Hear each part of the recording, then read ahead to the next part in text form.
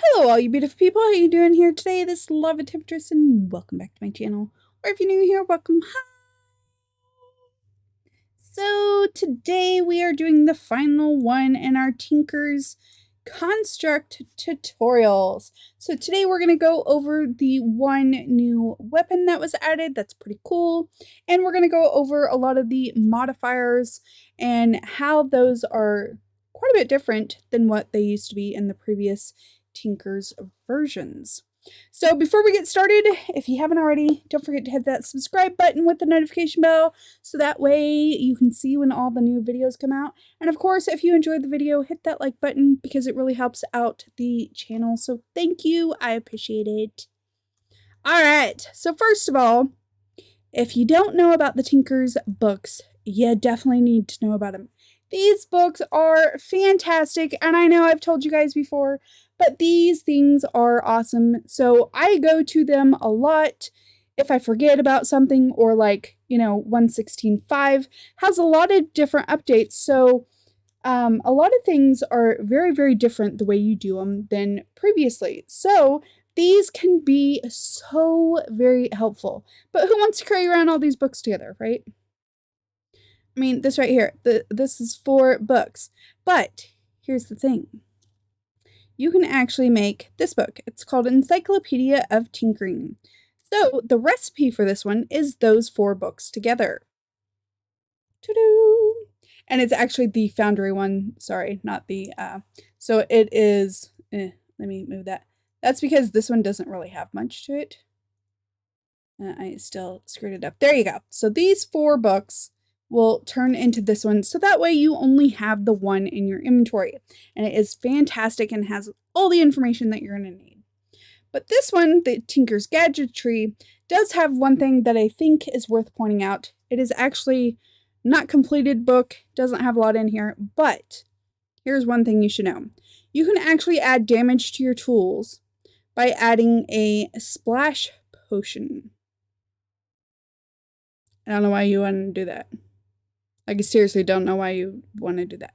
But the one thing in here that is very helpful is if you want to remove a modifier.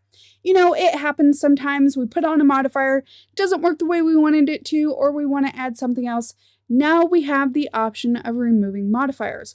And all you need is sponge. Now, if you have multiple modifiers on there, it is only going to remove one modifier at a time. So it is a little bit of a pain because you might have to have multiples, but you can now remove modifiers, which is awesome. So you're going to need multiple sponges. Oh, thank you. Always does it when I'm recording. There we go. All right, so you're going to need multiple sponges to remove any modifiers, but that is a possibility now. So you don't always have to start over and make a completely new tool when you want to add a different modifier, which is fantastic.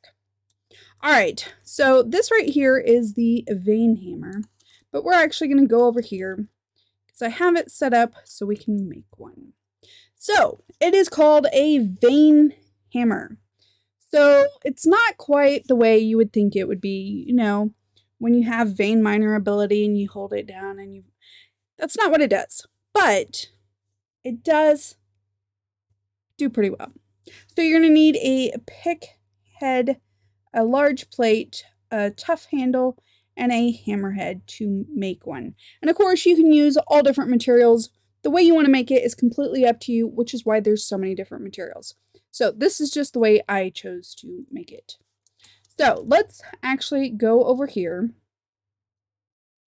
and I will show you down here the way it works, because it's really, really weird. See this little pattern here? Yeah.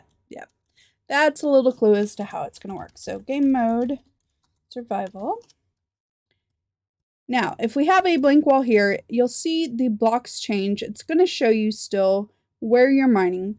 That's a really cool Tinker's function. But you'll notice the pattern is just weird, right? I think it's weird anyway. So this is the pattern it gives us, which is very, very strange. And I don't know that I necessarily like it, like if you're doing some kind of strip mining, but if you're just trying to get materials, I think it's actually fantastic. But here's the thing, if you're strip mining, which I like to do, then you have this weird pattern here. So if you go down and hit it again, well, that had a hole. If you go down and hit it again, it just keeps making a weird pattern. I don't like how it leaves it here. Let me climb back up here. This happens to be the only thing I have on me, so climb back up. So let me do it on a flat surface so you can see what I'm talking about. So if we're gonna strip mine, you know, normally you would come here, you'd hit here, and you'd keep going. So it's not terrible, but it's not fantastic either. Like, it leaves all these gaps. Of course, it leaves the hole down below. I just really don't care for it as far as strip mining. If you're going to use it to get some materials, it's fine. The other thing, like you can see here, it did not take out the ores. But if I hit on the ores, it'll take all those out. So it's just, it kind of makes a hot mess. So I'm not thrilled about this one, but you might be. So that's what this one does. All right, let's go back. Okay, so you can still see, I did put us back in creative, but you can still see how many abilities and upgrades and everything you have available on your tools just by holding down shift like you normally could. Now, you'll notice that there's actually abilities. So that's one of the things that's quite a bit different about 1.16.5. So let's put all this up there. I had these for some stuff to read. So, all right. So you still have abilities that you can add to your tools. And because I know it's going to be probably the most requested one, how do we make our tools unbreakable again, right? You can't even make anything out of paper anymore. That is not a thing. They changed that. I'm guessing they wanted to make it so much harder, which they definitely did. So here's what you're going to do. You're going to need to add 5 iron reinforcements. So the iron reinforcements are just going to be the obsidian pane, and you're going to pour iron over it. That's it. Pretty simple. So you're going to need 5 of those to add to a tool. And of course, you have to make sure you have at least enough modifiers. As you see with this one, we need 1 more modifier. So you got to make sure you have enough modifiers to do that. But once you have enough modifiers, I actually have 5 on this one. So if you try to add another one, 5 is the max level for reinforcement. So once you have that 5, then you go on to the next step. So the next step for here, we're actually going to take that one out. This is how we're going to make it unbreakable after we add those 5 reinforcements. So you're going to need 2 shulker shells, 2 netherite ingots, and a vial of dragon's breath. Which, of course, you just take a glass bottle and click on the dragon's breath when he spews it at you in the end. Easy peasy. So now, as long as you have a modifier available... Did I put the wrong one up there? I put the wrong one up there. Okay, hold on.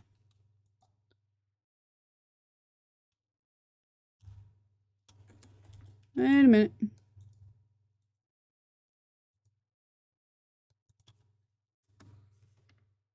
Okay, this has reinforced 5. As you can see here, it'll show you what your modifiers are. And of course, reinforced by itself just allows your tool to last longer. That is the point of it. But why is it not adding it to here? Because I definitely do have... Oh, it requires netherite too. Okay, hold on. Okay, see? Even I mess up stuff. Tinker's changed so much, it's so confusing. So, by adding netherite, which it does not say in the book, which is why this is funny. So to add netherite, we have to have either diamond or emerald to be applied first. So let's just go grab a diamond, which of course is going to mean you need more modifiers. All right, so if we add a diamond to it first, voila, and then we're going to have another slot available. Then we can add our netherite ingot. Told you, it's a confusing process. Then we can go in and add Unbreakable. And of course, Unbreakable does not work with, what is it? Tasty and glowing. And we'll get into what those are. All right, so I did add creative modifiers in order to do this. That's why it says creative. But normally you wouldn't see that. All right, so then you will see it has Unbreakable. So if we hover over it, you can see right there in the purplish lettering underneath over slime, we have Unbreakable. So does that mean it will never ever break? Well, for the most part. Obviously, it's not going to show in creative, but you could use this quite a bit. And I don't think I would put it on a vein hammer because, well, as I expressed, I'm not too fond of the vein hammer. There we go. I'm not actually too fond of it, but putting it on a weapon like your sword, putting it on your shovel, your pickaxe, your axe, all those would be fantastic, especially since you have to go through so many steps to get there. And as I said, it didn't even say that in the book, so there you go. Now you know what to do. All right, so we talked about the books. The recipes are pretty simple. For the first book, you need grout. Second book, a slime ball. This one, I mean, I'll show you what's in this book. It really isn't a lot. Say, they lost communication with Melvin. This is all it has. So honestly, I don't think I would make one. Just remember that you can use sponge to remove a modifier. Oh, also to remove a modifier, remember that you will not get your supplies back. So like we just put Unbreakable on this. If we were to remove Unbreakable, we're not necessarily going to get those supplies back. And those are some pretty hard to get supplies, right? So yeah, be careful what you're putting on something if you don't have plenty of supplies and you think you're going to want to change it later. All right, so I wouldn't necessarily make that book. But the puny smelting, this one is pretty good. It actually shows you quite a bit. But what we're looking at today is the upgrades and the slotless modifiers. But any of the stuff I've taught you, it goes into it pretty well in the book, but it does not explain everything, which is why I do the tutorials. All right, so if we go to the upgrades, you'll see these are our general type upgrades, harvest upgrades, and weapon upgrades. So, I didn't think you would want to see every single one of these. So I figured we would just go through the book as quickly as possible, you know, get the down and dirty out. So diamond, of course, is going to add durability. You can only do it once. Emerald also adds durability. Don't let a villager see you use it because they won't be happy. But it does increase damage towards illagers, which is always very helpful, right? All right, then we have experience. It's 3 experience bottles, and you can actually increase your levels for this one. So the more experience you get, you can actually add more experience levels on it. And it can be on anything, so it's pretty cool. All right, netherite. Obviously, you just saw me do that. You just use a netherite ingot. And that is going to boost durability, attack damage, mining speed, and makes it immune to external damage such as fire or lava. So if you're in the nether and you are mining and, you know, lava comes down, it always happens, right? If you die and it deletes all your other stuff, guess what? It will not destroy this because it's immune to it, which is awesome. And it does say required diamond or emerald, so I lied. Don't mind me. Overforced, it just increases capacity for overslime. And overslime is going to become pretty handy because it uses your over slime level, like you see down here. These are the levels. It uses that before it actually uses your durability on the tool. So, and that of course requires a slot. All right, talking too fast trying to get through this, and I'm stumbling over everything. That's okay though. If you still enjoy it, give it a like. All right, so reinforced. That is the iron reinforced that I showed you how to make. You just do that obsidian plate, pour the iron over. So this is chance for durability for not to be consumed on your tool. If you add the 5, that gives you 5, and of course that is the max level. But that gives you where your tool is going to last quite a bit. Next we have Soulbound, which is pretty handy. You put this directly on your tool. So if you die, your tool is going to stay on you. So this one is pretty awesome. Definitely going to be using it. Okay, next up is the tank. And this one, I think they should have put further back because you don't understand why you want to put it on. But once you have a certain modifier on your weapon, like melting or bucket, which we'll get into, it actually increases the tank size of the amount of fluids that you can hold on your weapon. And of course, you can use all the different kinds of tanks, not just the tank I did when I was doing the Foundry one. There we go. All right, so next, harvest stuff. So this is going to be, you can add blasting, which is just gunpowder, obviously to help you mine your blocks faster. Then you can add haste. That is still a thing. I know a lot of people were confused. Haste is still a thing. You can still add redstone to add to where your tools work faster. Then we can add hydraulic, which is just the prismarine. I always forget the name of that. Just so you can mine faster underwater. Then you can add light speed, so when your blocks are well lit, then it helps you mine those blocks faster. And then magnetic. Iron used to give you magnetic. It does not do that anymore. Now it just adds sturdy. So magnetic is what you would need.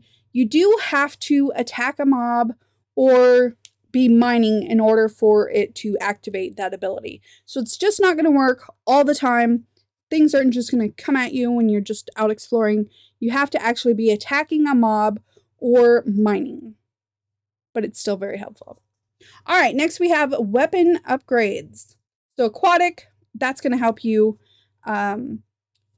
increase the damage to any underwater mobs.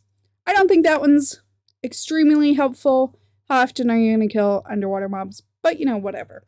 So for that, you just add a pufferfish, of course. Then you have Bane of Spiders. And that, you just add the fermented spider eye. I don't think that one has changed at all. And, of course, it just gives you increased damage and slowness to spiders and, you know, creepy crawly kind of things. All right, then we have cooling. This one's okay. So this one, you use the prismarine crystals, and it applies a fire. It applies a cooling effect to fire type creatures. It's okay. I can see it being used for in the Nether, but I don't know. I don't think it's the best. So I would have to play around with some configurations and see, you know, if it would really be worth it. But I don't think it would. If you know any better, definitely leave any comments down below. I love to hear you guys' comments, so do that. And then we have fiery. So that's just adding a blaze powder. And it just burns mobs. Exactly what you think it would do. All right, you can add knockback. And so this has changed a little bit. It's a piston and any of the sticky blocks, so the slime blocks. So all the different kinds, you know, the kinds you get from making blood, the ender slimes, the regular slimes, the blue slimes, all those different ones. So that's what you're going to add to that. and it gives knockback. That one you can increase the levels on. Neurotic, this one is kind of cool. You can add a chance to steal some of the life from the mobs that you're fighting. So this is a Wither Rose, a Congealed Blood, and a Gas Tear. And that one also has multiple levels that you can do. Then we have Padded, which reduces knockback on your tool. And honestly, I cannot think of an instance where I would put this on a weapon. I don't know. Again, if you can think of something, leave it down below. I would love to know. I don't know why I would put this on a weapon, but it's 2 leather and a wool. So next we have Piercing, which I have used, and it's actually pretty cool. It's just a cactus, and it adds extra damage that pierces through their armor. So if you fight in a mob that has armor on, this will actually help quite a bit. All right, next. I know people want to know this one. I definitely want to know this one. So this one changed quite a bit. It is Severing. And so this is how you get their heads to come off. A lot different than it was before. Now you have to have 2 of the necrotic bones, 1 copper ingot, and a TNT. Therefore, you are basically blowing the heads off of the mobs. So, and of course, the necrotic bone are just dropped from the wither skeletons. And then we have Sharpness. That did not change. It is still a block of quartz. Well, I think it did change a little bit. You could previously use regular quartz. Now it has to be a full block. And again, both those you can do multiple levels. And then we have Smite, and it increases the damage to undead, so zombies, that kind of thing. You can do multiple levels, and it is a glistening melon. Then we have Sweeping Edge, and that is the range effect of the mobs that you can attack in an area. So this is just going to be a chain which can commonly be found in the Nether. So, or you can make them. All right, there are slotless modifiers, and these are pretty cool. So first off, we have Overslime. This is what I was talking about.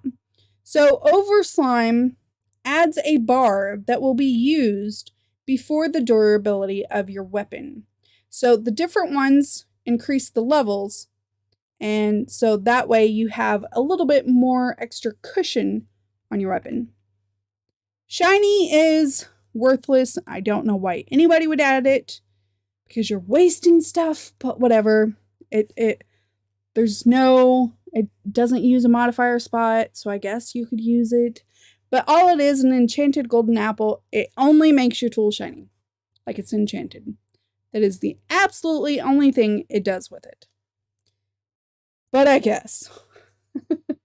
Alright, and then we have Worldbound. So this is a netherite scrap. It's a crude version of netherite. Honestly, I don't know why you would use it versus netherite.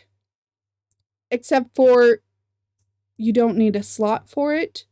But honestly, if you're going to want that netherite, you're probably going to want to add the netherite ingot. But that's just my opinion. Alright. Then we have extra modifiers. Harmonious. This is how you get some of your extra slots. So any of the music disc, it adds an extra upgrade slot. The Recapitated, so the heads, adds an upgraded slot. Resurrected, so an end crystal, again adds a slot. And a book and quill. Now the book and quill was that was a previous one, but they did change quite a bit. But that again can add an extra upgrade slot. Okay, I had to find this last one because for some reason it's tricky and it's not in the other book. So definitely keep one of these green books on you. So a couple other ones. There is Gilded. It trades 1 ability slot for 2 upgrade slots, and that is just a golden apple. You can still add Luck, so that is 2 lapis, 2 copper ingots, and a cornflower, which is pretty cool. It is a maximum of 3 levels, which of course Luck 1, 2, and 3. Unbreakable, we already went over the 2 shulker shells, 2 netherite ingots, and the dragon's breath. And of course, it does have to have reinforced 5. Then we have Autosmelt. So this is 2 blaze wood, which is you take, will it tell me recipe here? Blaze. Let me make sure I'm telling you right. There we go. Okay, so the blaze wood. Yeah, let me get off there. Okay, yeah, so it's any of the planks. I wanted to make sure it was any of the planks. But any of the nether planks. Yeah, that's what I was making sure. So you just pour blazing blood over it and it makes the blaze wood. So that's how you get that. All right, but 2 of those, 2 fire charges and a magma block will give you auto smelt, which just means that if you, whatever you mine with it, it's going to automatically smelt it. So sanded would give you glass. The ores would give you the cooked ores, which isn't necessarily a good thing because it's not doubling it at all or giving you anything extra. So I honestly don't recommend it for mining unless you really, really need to. But yeah. And cobblestone, obviously, would give you stone. All right, exchanging. So this one is really, really cool. And this one will replace blocks in your hand with the offhand, excuse me, that you're mining. So if you're trying to dig up a whole bunch of stuff, you're trying to make a platform like this, you're digging out a piece of sand, for instance, then in your offhand, you can put the block that you want down. As you mine it up, it'll automatically place the other one down, which is pretty awesome when you're trying to build or you decide to change materials on your build. Whatever it is, it's very handy. So for that, you're going to need 2 sticky pistons, a hepatizon ingot, and 2 ender pearls. And that only takes up 1 level. And then we have expanded. This is to increase the level that you can reach when you're doing something. So it would depend what tool you put it on. It just gives you longer ability. So you want 2 of the ichor balls. Those are the slime that you find in the nether. 2 pistons and a tinker's bronze. Next we have a reach. So this one, okay, the expand is side by side. It increases the depth side by side, and the reach is top to bottom. So it gives you 1 block level extra. So for this, you want 2 sticky pistons, a queen slime ingot, and the ender slime balls, which of course those are the slimes that are found in the ender. All right, next we want silky, which of course, you know, it's like Silk Touch used to be. So for this, you would need 1, 2, 3, 4, 5 of these silky cloths. And the silky cloths. So this is how a silky cloth is made. It is one of the rose gold ingots with string around it. And if you missed any of the tutorials, I did go over all these. As you can see, rose gold here is 3 copper and 1 gold. All right, so then we have weapon abilities, dual wielding, which could be cool, but I could see how it could come in very, very frustrating too. So it allows you to hold another weapon in your offhand and use them at the same time. So this is 2 Manulan ingots, a Nautilus shell, and 2 of the sky slime balls, which of course is just the blue slime islands like what we have up above here. All right, then we have melting. Now I did go over melting with the foundry, but if you missed that one, melting is so that if you attack, I think it would come in most handy with a blaze because you're going to need blaze blood for different things. And so for that, you're going to need 2 blaze rods, a seared melter, and 2 lava buckets. And that is where the tank ability comes in handy because it adds how much you can actually hold. But there's actually another one too, and that is bucketing. So bucketing allows you to use whatever tool you add it to as a bucket. So you could literally go up and pick up water, lava, whatever it is with your tool.